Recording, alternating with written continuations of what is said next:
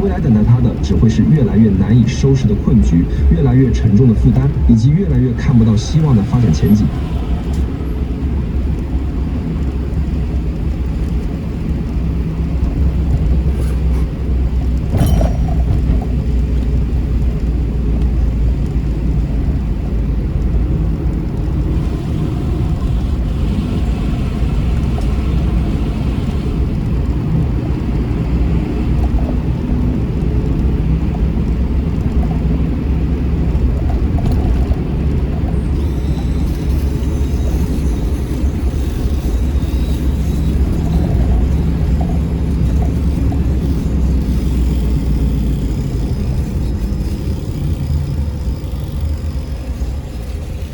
stigma that electric vehicles had for so long is that they were underpowered or they looked ugly. And so now you have many manufacturers who are putting forth their sexy electric cars. electric cars.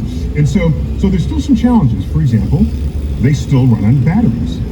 Right. Now battery is like, okay, that was invented in the 19th century. The chemistry is a little different. But if you want to look at sort of the last holdout of a century-old technology within a modern vehicle, it's the battery. Wow. Battery technology. Here's the problem. If you had pure solar panels on your car, Okay. well, what happens if a cloud goes in front of the sun? Right. You can picture this where all these cars are approaching an intersection and then like a cloud goes in front of the sun and they all just stop. So there's sources of energy that are in the moment that are not effective for cars because you want to be able to store it and use it on command. This is what made gasoline, so oil derived products, so effective. Because they have a lot of chemical energy built into their molecules. You carry that with you. You load up over here, you carry it with you, you use it up, and then you reload at another destination. So the portability of energy is everything, right? So Chuck, it all comes down to portability of your source of energy. Okay. That's what it is. It comes down to that. Okay, so here's an interesting fact. All right, most of our transportation industry runs on gasoline or diesel. Okay? Right. And so we all know where to get that. You get that at a gas station. And we all know where the oil comes from. It's from the Middle East or from the Alaska pipeline or from Venezuela, wherever.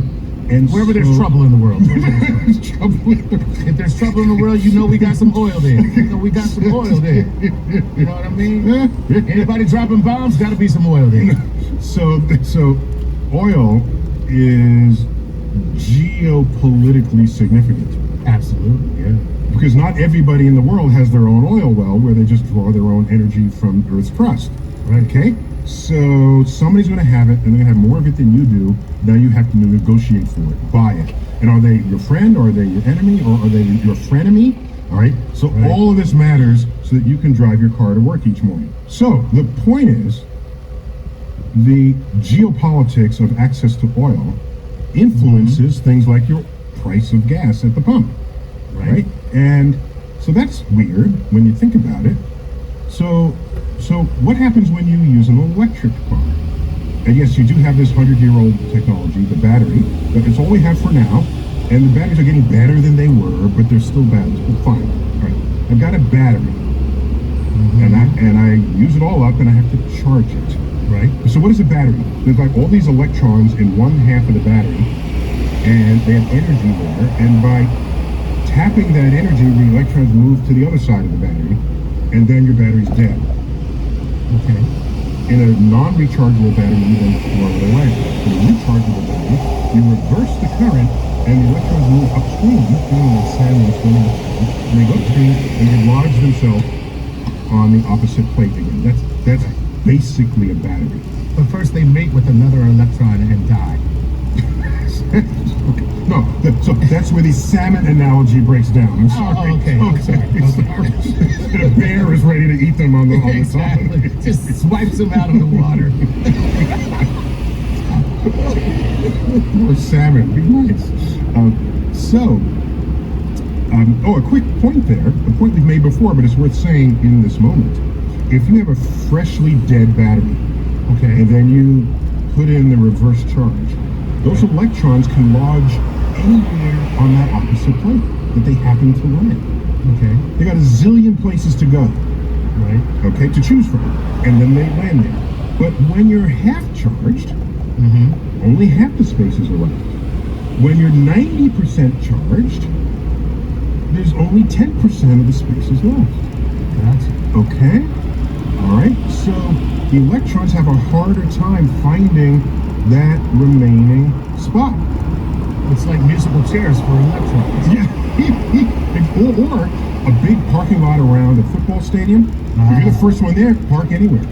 Right? That's true. Yeah. And you park within seconds. Right. But if you come later, there's a spot for you, but you gotta find it. It could take you a half hour to park. Okay?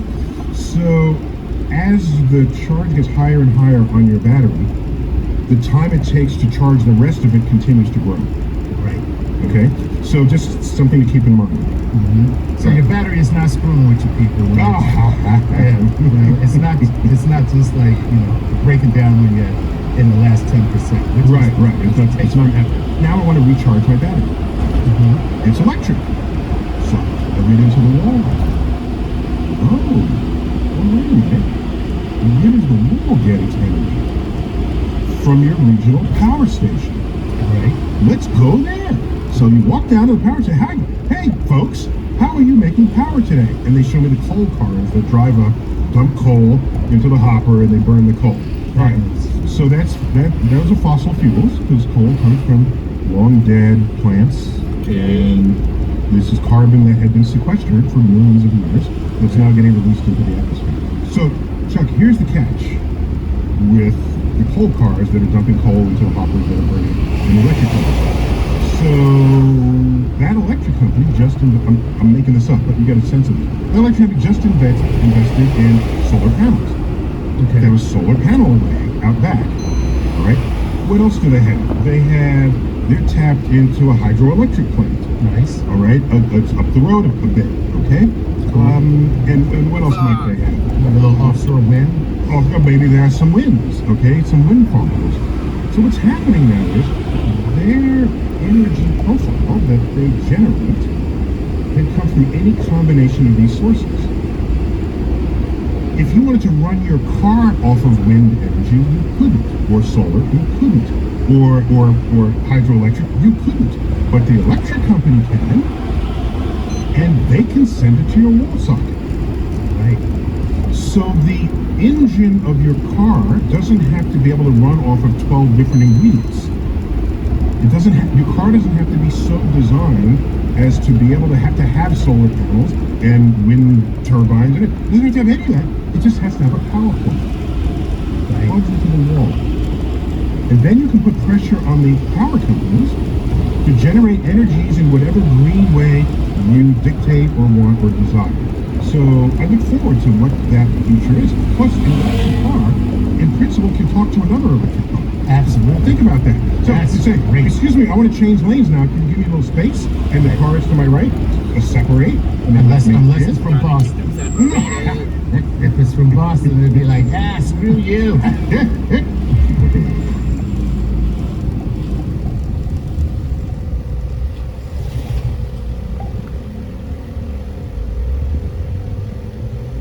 Actually way more interesting. Let's talk about the ghost populations identified in this newest hypothesis about the origins of our species and our closest cousins, the Neanderthals. First off, what is a ghost population? It can refer to a species or just an unknown population, but the general idea is that it is a population we know of only through DNA, not through fossils. With the West Africa ghost, you're talking about this paper right here from 2020, where they found evidence that a population had actually added between 2 and 19% of the genome to some populations of modern sapiens living in West Africa. In that paper, they suggested this ghost population split off from the rest of our lineage around 625,000 years ago. So those were way more closely related to us than the ghosts mentioned in this newer paper. It's also worth mentioning that more recent papers, they actually suggest this population, we would consider them a group of sapiens that have diverged and came back together.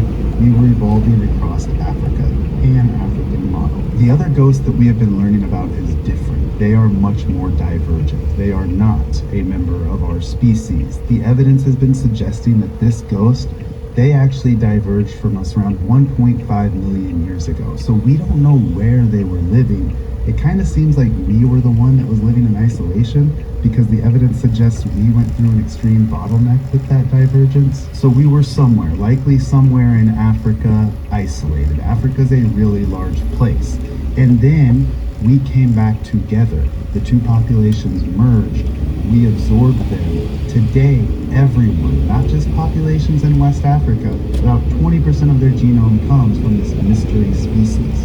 And in that hypothesis, he talks about how us being so deeply divergent with this group may be why we weren't absorbed. Maybe there were more fertility issues with this population. They were able to efficiently really easily. It led to them pretty much being absorbed. Now, the Denisovans have a really interesting tie-in here from a paper that was just recently published. I made a video on it just a couple of weeks ago. But if you look, they are more distantly related. They're essentially that group that expanded out and then never ended up absorbing these sapiens. But as they expanded out, they moved down into new regions. And when they got to those regions, there were other groups of hominins that were also living there, ghosts that they interbred with. And those ghosts seem to last share a common ancestor with the Denisovans around 1.8 million years ago. There was a pretty big error range there, but the point is, they were also encountering something similar to us. And today, some modern humans living in Oceania, they actually still have some DNA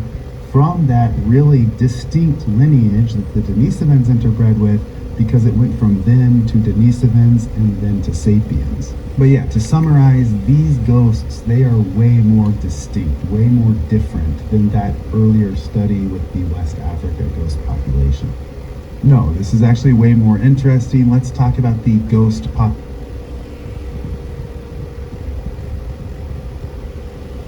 You speculate that the Sphinx is maybe a leopard and not a lion? That's something I have speculated about. Why would you think that? That's it. That's just very interesting. I haven't heard that before. Yeah, because okay, you've got there's a few things. I mean, this goes back to Karahan Tepe, because which is 11,400 years old, southeast Turkey. It's one of the sister sites to Göbekli Tepe. There's a lot of leopard symbolism there. There's also, and it's the same era potentially as the Sphinx if you're looking at these old dates, because I know Graham Hancock and others, and Schock and Johnson West, they were saying that the Sphinx faces the rising of the equinox and Leo in 10,500 BC, right? Because that's what sort of rise of the equinox is part of the whole precessional kind of cycle. And I thought that was really intriguing, because at Karahan Tepe,